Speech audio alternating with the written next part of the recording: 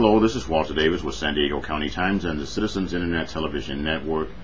I have the honor to be interviewing Jim Bell, ecological designer, a person that I know that is very concerned about the environment, very concerned about San Diego and San Diego citizens. And so, Jim, go ahead and introduce yourself and tell me what you primarily want to tell the public, sir.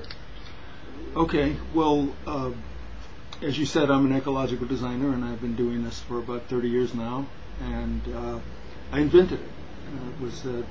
I began to get involved, and I realized that, hey, we're destroying our planet's life support system, all of us doing what we're doing, and to make a long story short, set out to figure out ways to where we can do the things we need and want to do on a scale that fits our population situation, and so we can operate as modern human beings without causing all these environmental and health problems that we're causing now. And when I began to really think about that, I was thinking about this just the other night, and about, well, what's the the ultimate goal, that I'm really searching for, and I thought, well, it's kind of two parts to it. One part is I realize in my own life, and I see it around me, is this whole process of consciousness. I call it consciousness becoming, that's manifesting in each individual on one level or another, and in the whole human family as one big family. And I like that. I think we're the only creature on this planet that is doing that, even though we're causing all kinds of horrible things to happen too.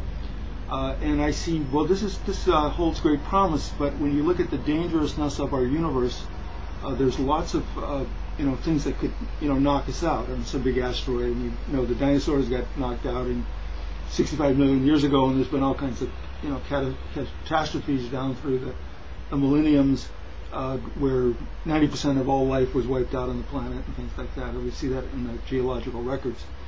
And so I said, well, the only way to really keep this process of consciousness becoming would be to set up colonies on other planets. And of course, we would want them to be sustainable economies, that they're using whatever life support system they have there in a way that doesn't diminish its beauty, majesty, and productive potential.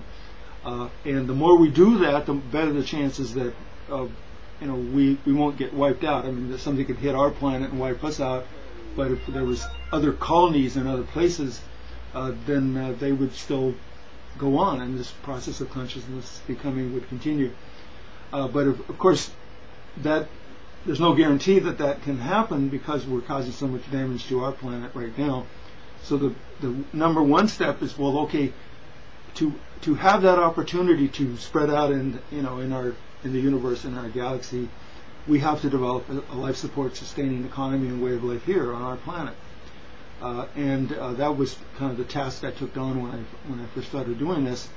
And also, we need to develop a space debris detection and defense system, so there isn't some errant random rock headed our way that that we're unaware of, which could basically knock our whole life support system a kilter. I mean, a lot of people have heard about this. I think it was in 1908. There was this relatively small asteroid that hit over Russia, and as it came in, it heated up enough that it actually exploded. But it took down. It knocked down 1,000 square miles of forest, just flattened it. And if that would have hit 6 hours later, no more Moscow, because it was on that track. It just hit in a very remote area, so hardly anybody was hurt. But of course, killed a lot of animals and killed a lot of trees and things. So there's stuff whizzing by us all the time. So it'd be kind of foolish to work real hard to create the life support sustaining economy and way of life, only to have it knocked out by some rock coming at us.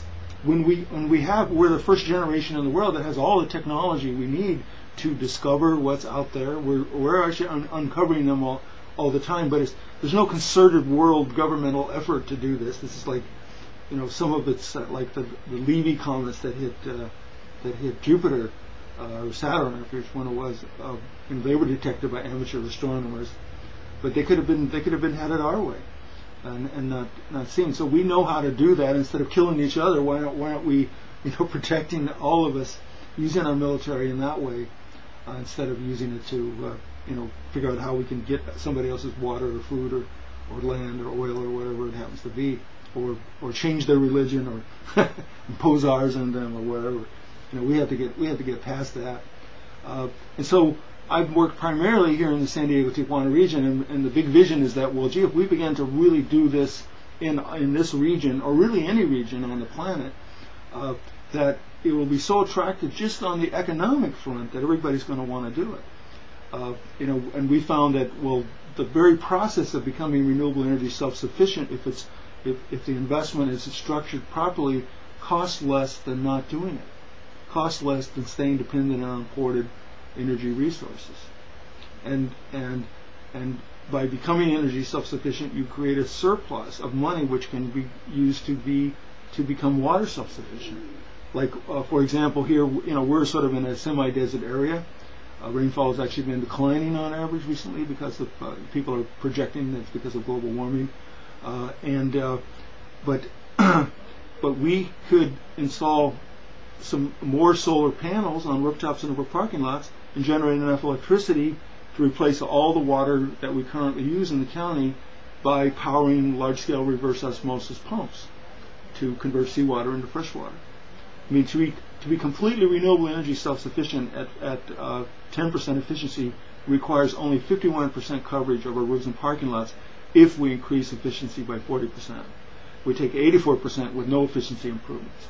But in my work, and of course I hope people will go to my website, jimbell.com. The publications are all free, and people can download them. They can even print them out if they want to for free. But they basically lay out economic strategies for to make all this happen. That turns out it provides you with energy, water, and food security and all those important things. But it also eliminates greenhouse gas emissions and all the air pollution that we now create because of the way we do things in this point of our time, our evolvement as human creatures.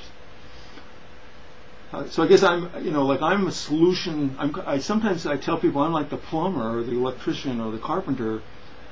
You're doing it this way and it's causing problems. Well, you can do it this way instead and avoid those problems.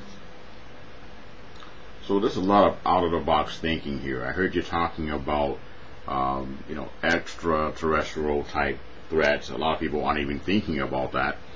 I also hear a passion for changing the way that we manage our planet, the way we manage our energy, the way that we utilize our resources, to redirect a lot of those things from destructive efforts and to survivable efforts, and making it a cleaner, more efficient utilization of our resources here on the planet. What do you see now as being some of the primary obstacles for us, being able to attain some of those lofty goals that you illuminated here?